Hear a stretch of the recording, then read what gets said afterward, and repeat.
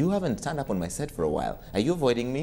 Not really, Larry. Really glad to be here. It's a good thing you're here when the NSE 20 has crossed the 4,000 points mark. Yes, How did that happen? Well, first of all, I think you're very keen in terms of observing that. Maybe I could give you a job after this. Maybe we can discuss. Because I think you really saw that, though some of the things that are very strong in terms of how the market is performing is the fact that inflation levels have come down, interest rates have also come down in a sense, which has created a bit of flight to quality, and we're seeing a lot of shift towards equities. And also foreigners, they are bringing a lot of activity, which is very, very welcome. Because the equity turnover yesterday were up 25%, a lot of that from foreign trades, as it were. Yes, they're doing very well in terms of their activity on our market. And also, I guess what happened in Somalia has also injected a lot of boost of confidence in how the market performs and even the economy as an overall. And also some other factors could be the fact that even on the political front, there isn't too much upheaval that could make people start being concerned about how the market performs. But can we retain this? Maybe, was it just a fluke and tomorrow we'll be back below 3,980 perhaps? Well, I think the important thing is the psychological mark. Once we've passed the 4,000, it's already being seen as a reality, as something that can happen. And it might be sustainable, especially looking at the numbers that are coming forward, the activity that you're seeing on the market, some of these things like the rights issues and the rest, and the boost in terms of how especially central bank is trying to make sure that there's liquidity in the market. It's creating a lot of liquidity and making a lot of people try to shift towards equities. So maybe should be the next target to be 4,200 in the next few weeks. Oh yes, even 4,500 maybe towards the. You're very optimistic, Samuel. Yes, we need to be for a Kenyan economy. Right. So you think 4,200 is very much achievable? Very much so, especially in terms of how the year has performed. We are expecting rains, which might boost us a lot. And hopefully, if the political scenario does not yield too much of a concern, we might see a lot of people actually taking positions, because most of this year, the political risk has been a major factor in terms of how investors get into our market. But look at it in terms of going forward, I think right now we are seeing a lot of positive sentiments, and the transition is almost looking a bit stable. Even the pollsters are already indicating how things might go. So I think Kenyans are beginning to feel like it's not really that much of a big concern after all. Let's move on and walk through the news out this morning. Massive, I think. Julius Kipngetich, just a week after leaving the Kenya Wildlife Services CEO, is being appointed Chief Operating Officer at Equity Bank. For all the things, and I've been in this business for a while, I didn't see that coming.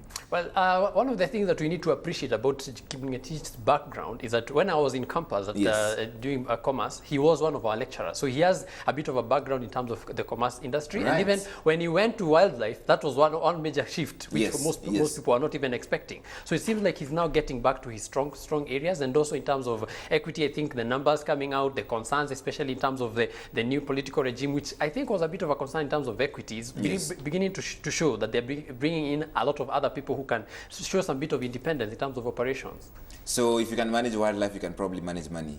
That appears to be the thinking. It's a very simplistic argument, but that's the way it is. Well, somehow.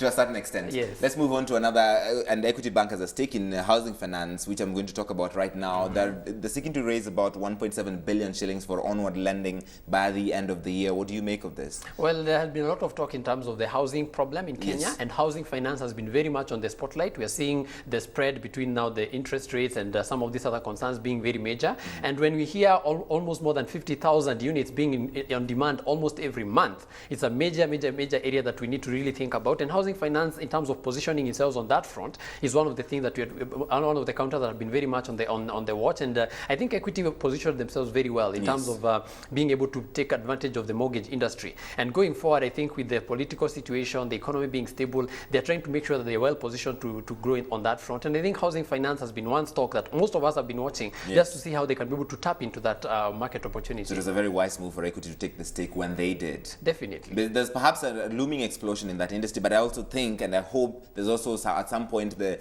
boom will go bust, at least in terms of pricing, because for most people, houses, property is just beyond the reach of most people. Well, yes, definitely that's a major concern, and you're hoping even the government will come in terms of low-cost housing. But in terms of the demand-supply situation right now, the reality is I think those prices might just continue being high.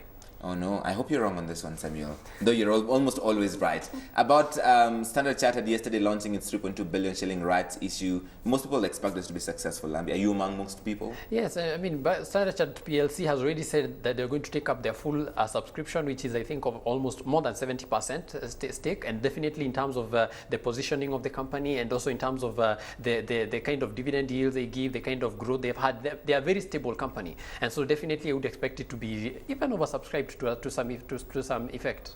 You know, oversubscribed is a good thing. The banks appear to have been doing much better than Kenya Airways did with its own rights issue. Yes, in terms of, especially in terms of the yield and Yes. even returns, definitely, because they are very, very good dividend payers, and the financial sector right now in Kenya is very, very much growing. Just like you mentioned, the federation we are expecting in the region Yes. and the expansion plans, we are seeing them positioning themselves to be able to still tap into all that. Let's move on to the currency side. The shilling is remaining stable against the dollar so far. The CBK still mopping up excess liquidity aggressively, $94 million yesterday. What are you thinking about the shilling? Well, the shilling definitely is another concern, especially in terms of how the market plays and especially in terms of how the situation has been. Most of this year, we have spent a lot of focus on central bank because there was a time when we felt like they were pretty offhand in terms of controlling the situation and just keeping tabs on how the shilling behaves. And right now, in terms of import, export, as well as the balance deficit, definitely we are seeing them being a bit more active, which is a good thing. And I guess as we go towards the close of the year and the tea prices and all these other factors coming into play, we're expecting the central bank to make sure that it still keeps that stable. Let me go on a tangent here. How are the political noises affecting this? And I was, like I said earlier, very disappointed in Barack Obama's performance against Mitt Romney. But we also have an election coming up, maybe farther on in March 2013. We have opinion polls predicting all sorts of different things. As people from the economic side of things, when you look at these and when investors look at this, are they worried? Are they satisfied? Well, looking at, you've mentioned American politics, which is one of the things that most of us Kenyans, especially Yes. now that we have somebody from our lineage, Yes. running He's my the- relative, but I think we're cousins if I look at it properly. So we are looking at US as a role model. We are seeing them being able to separate politics from economics. And hopefully we are going to see a lot of that in terms of how the Kenyan political scene unfolds itself. And I think look at it in terms of how the politicians are playing it. We are seeing them putting their best foot forward in terms of ensuring that the economy is stable, the transition is going to be smooth. We don't see too much influence in terms of how the market performs. But in terms of the government, I think they're trying to indicate that the economy is doing well. So we would expect them to still make sure that they support how the economy performs, especially as we go into the new year. All right. Well,